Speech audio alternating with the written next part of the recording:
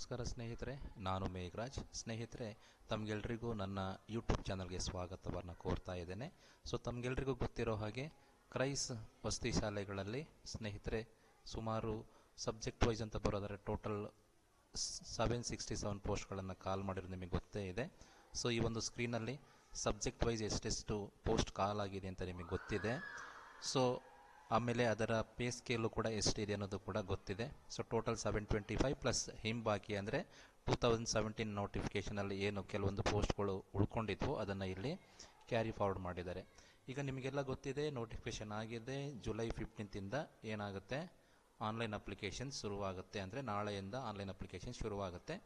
ನಿಮಗೆ ಪ್ರಿಪ್ರೇಷನ್ ಆಗ್ತಾ ಇರೋರಿಗೆ ಪೇಪರ್ 1 ಏನು ಓದಬೇಕು ಮತ್ತು ಪೇಪರ್ 2 ಏನು ಓದಬೇಕು ಆ ಒಂದು ಸಿಲೆಬಸ್ ಬಗ್ಗೆ ನಿಮಗೆ ಸ್ವಲ್ಪ ಮಾಹಿತಿ ಕೊರತೆ ಇರೋದರಿಂದ 2017ನಲ್ಲಿ ಇದೇ ಕ್ರೈಸ್ ಸಂಸ್ಥೆ ಏನೇನು ಸಿಲೆಬಸ್ಸನ್ನು ಅನೌನ್ಸ್ ಮಾಡಿತ್ತು ಅನ್ನೋದನ್ನು ಈ ಒಂದು ವಿಡಿಯೋದಲ್ಲಿ ಹೇಳ್ತಾ ಹೋಗ್ತೀನಿ. ನೇರವಾಗಿ ಹೆಚ್ಚು ಸಮಯವನ್ನು ತೆಗೆದುಕೊಳ್ಳದೆ ಸಿಲೆಬಸ್ಗೆ ಶಿಫ್ಟ್ ಆಗೋಣ. ಸ್ನೇಹಿತರೆ, ಈ ಒಂದು ಸ್ಕ್ರೀನಲ್ಲಿ ಬರ್ತಾ ಇರುವಂಥ ಎಲ್ಲವನ್ನು ಕೂಡ ನೀವೇನು ಮಾಡಿ ನೀಟಾಗಿ ಒಂದು ಸ್ಕ್ರೀನ್ಶಾಟ್ ತಗೊಳ್ತಾ ಹೋದರೆ ಒಳ್ಳೆಯದು. ಯಾಕಂದರೆ ಈ ಒಂದು ಸಿಲೆಬಸ್ಸು ನಿಮಗೆ KPSC ವೆಬ್ಸೈಟಲ್ಲೂ ಕೂಡ ಸಿಗುತ್ತೆ, ಅಧಿಕೃತವಾಗಿ ಅಲ್ಲೂ ಸಹ ಸಿಗುತ್ತೆ. ಈ ಒಂದು ಸಿಲೆಬಸ್ಸು ನಾನು ಫಸ್ಟ್ ಡಿಸ್ಕಷನ್ ಮಾಡೋದು ಪೇಪರ್ 1 ಸಿಲೆಬಸ್ಸು. ಪೇಪರ್ 1 ಸಿಲೆಬಸ್ ಬಂದು ಜನರಲ್ ಸ್ಟಡೀಸು, ಸಾಮಾನ್ಯ ಅಧ್ಯಯನ ಅಂತ ಹೇಳ್ತೀವಿ. ಅದರಲ್ಲಿ MCQ ಕ್ವಶನ್ಸ್ ಇರುತ್ತೆ, ಅರೌಂಡ್ 100 ಮಾರ್ಕ್ಸಿಗೆ ಇರುತ್ತೆ. ಇದರಲ್ಲಿ general awareness, general intelligence, reasoning, numerical ability ಮತ್ತು ಮೆಂಟಲ್ ಅಬಿಲಿಟಿ ಇವೆಲ್ಲವನ್ನು ಸೇರಿಸಿ ಇದಕ್ಕೆ GK ಬುಕ್ಕಿಗೆ ಬೆಟರ್ ನೀವು ಲೂಸೆಂಟ್ಸ್ GK ಅಂಥೇಳಿ ಒಂದು ಬುಕ್ ಬರುತ್ತೆ. ಆ ಬುಕ್ಕನ್ನು ನೀವು ರೆಫರ್ ಮಾಡಿದರೆ ಆಲ್ಮೋಸ್ಟ್ ಎಲ್ಲ ಕಾನ್ಸೆಪ್ಟ್ಸ್ ಕವರ್ ಆಗುತ್ತೆ. ಜೊತೆಗೆ ಒಂದು ಮ್ಯಾಗ್ಝಿನ್ನ ಓದಿ, ಕನ್ನಡ ಆಮೇಲೆ ನ್ಯೂಸ್ ಪೇಪರ್ಗಳನ್ನು ಓದಿ, ಲಾಸ್ಟ್ 6 or 7 ಮಂತ್ಸ್ದು ಒಂದು ಕರೆಂಟ್ ಅಫೇರ್ಸ್ ಸ್ವಲ್ಪ ರೆಫರ್ ಮಾಡ್ಕೊಳ್ಳಿ. ಆಮೇಲೆ ರೀಸೆಂಟಾಗಿ ಏನು ನೋಟಿಫಿಕೇಷನ್ಸ್ ಆಗಿದೆ ಗೌರ್ಮೆಂಟಿಂದ, ರೀಸೆಂಟಾಗಿ ಏನು ಸ್ಕೀಮ್ಸ್ಗಳು ಲಾಂಚ್ ಆಗಿದೆ ಅವುಗಳ ಮೇಲೆ ಸ್ವಲ್ಪ ಫೋಕಸ್ ಮಾಡಿ, ಸೋಷಲ್ ವೆಲ್ಫೇರ್ ಓರಿಯೆಂಟೆಡ್ ಏನೇನಾಗಿದೆ ಅವೆಲ್ಲ ನೋಡ್ಕೊಳ್ಳಿ. ಯಾಕಂದರೆ ಈ ಒಂದು ಡಿಪಾರ್ಟ್ಮೆಂಟ್ ಬರೋದು under social welfare department.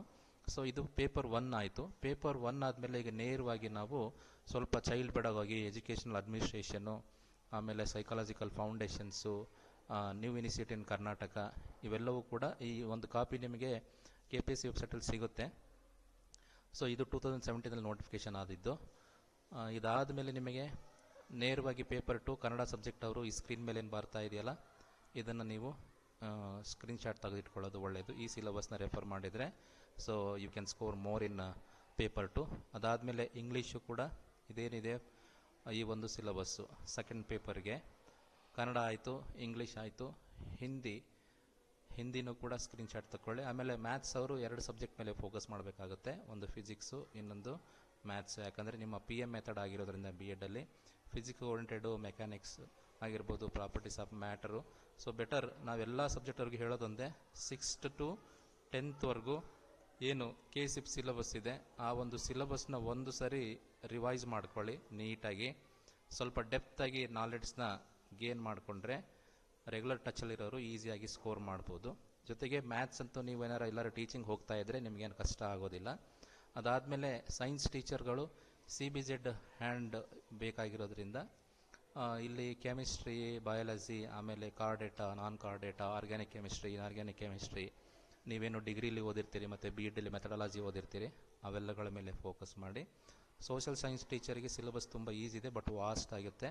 6th ಇಂದ 12th 6ನೇ ಕ್ಲಾಸಿಂದ ಸೆಕೆಂಡ್ PUCವರೆಗೂ ಏನೇನು ಬರುತ್ತೆ, ಸಿವಿಕ್ಸ್ ಆಗಿರ್ಬೋದು, ಪಾಲಿಟಿ ಆಗಿರ್ಬೋದು, ಹಿಸ್ಟ್ರಿ, ಜಿಯೋಗ್ರಫಿ, ಎಕನಾಮಿಕ್ಸು ಅವೆಲ್ಲವನ್ನು ತುಂಬ ನೀಟಾಗಿ ಓದ್ಕೊಂಡ್ರೆ ಯು ಕ್ಯಾನ್ ಸ್ಕೋರ್ ಮೋರ್. ಆಮೇಲೆ syllabus for physical education teacher ಅಂತ ಬರೋದಾದರೆ ಈ ಸ್ಕ್ರೀನಲ್ಲಿ ಏನು ಬರ್ತಾ ಇದೆ ಇದನ್ನು ನೀಟಾಗಿ ನೀವು ಫೋಕಸ್ ಮಾಡಿ. ಅದಾದಮೇಲೆ ಕೊನೆಗೆ ತುಂಬ ಕನ್ಫ್ಯೂಷನ್ ಇರೋದು ಕಂಪ್ಯೂಟರ್ ಸೈನ್ಸ್ ಟೀಚರ್ ಅವರು. ಈ ಒಂದು ಸಿಲೆಬಸ್ಸು ಇದೇನು ರೀಸೆಂಟಾಗಿ 2500 IT ಟೀಚರ್ಸ್ ಅಂತೇಳಿ ಸಾರ್ವಜನಿಕ ಶಿಕ್ಷಣ ಇಲಾಖೆಯನ್ನು ಕಾಲ್ ಮಾಡಿದ್ರು, ಅದಕ್ಕೂ ಕೂಡ ಅಪ್ಲಿಕೇಬಲ್ ಆಗುತ್ತೆ. ಈ ಸಿಲೆಬಸ್ ಜೊತೆ ಸ್ವಲ್ಪ ವೇರಿಯೇಷನ್ ಆಗ್ಬೋದು. ಇದು 2017 ಅಲ್ಲಿ ಕಾಲ್ ಆಗಿರೋಂಥ ಒಂದು ನೋಟಿಫಿಕೇಷನ್ ಸಿಲೆಬಸ್ಸು. ಈ ಸ್ಕ್ರೀನಲ್ಲಿ ಬರ್ತಾ ಇರೋಂಥ ಸಿಲೆಬಸ್ಸನ್ನು ನೀವು ಒಂದು ಸರಿ ರೆಫರ್ ಮಾಡ್ಕೊಳ್ಳಿ ಕಂಪ್ಯೂಟರ್ ಸೈನ್ಸ್ ಟೀಚರ್ಸ್ಗಳು. ಆಮೇಲೆ ಆಮೇಲೆ ಆಲ್ಮೋಸ್ಟ್ ಬೇಸಿಕ್ ಕಾನ್ಸೆಪ್ಟ್ ಇದೆ, ಅಡ್ವಾನ್ಸ್ಡ್ ಆಗಿ ಏನಿಲ್ಲ.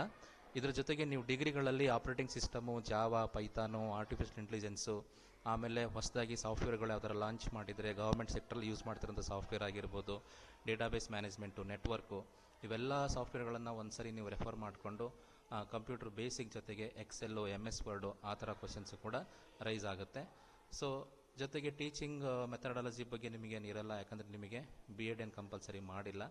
ಹಾಗಾಗಿ ಇದೇನು ಸ್ಕ್ರೀನಲ್ಲಿ ಬರ್ತಾ ಹೋಗ್ತಾ ಇದೆ ಇವೆಲ್ಲ ಸಿಲೆಬಸ್ನ ನೋಡಿ, ಜೊತೆಗೆ ನಿಮಗೇನಾದ್ರು ಎಕ್ಸ್ಟ್ರಾ ಇನ್ಫಾರ್ಮೇಷನ್ ಬೇಕು ಈ ಒಂದು ರಿಕ್ರೂಟ್ಮೆಂಟ್ ಮೇಲೆ ಅಥವಾ IT ಟೀಚರ್ಸ್ ಮೇಲೆ ಏನು ಓದಬೇಕು, ಸ್ಟ್ರಾಟಜಿ ಯಾವ ಥರ ಇರಬೇಕು ಅನ್ನೋದು ಬೇಕು ಅಂದರೆ ಕಮೆಂಟ್ ಬಾಕ್ಸಲ್ಲಿ ಕಮೆಂಟ್ ಮಾಡಿ.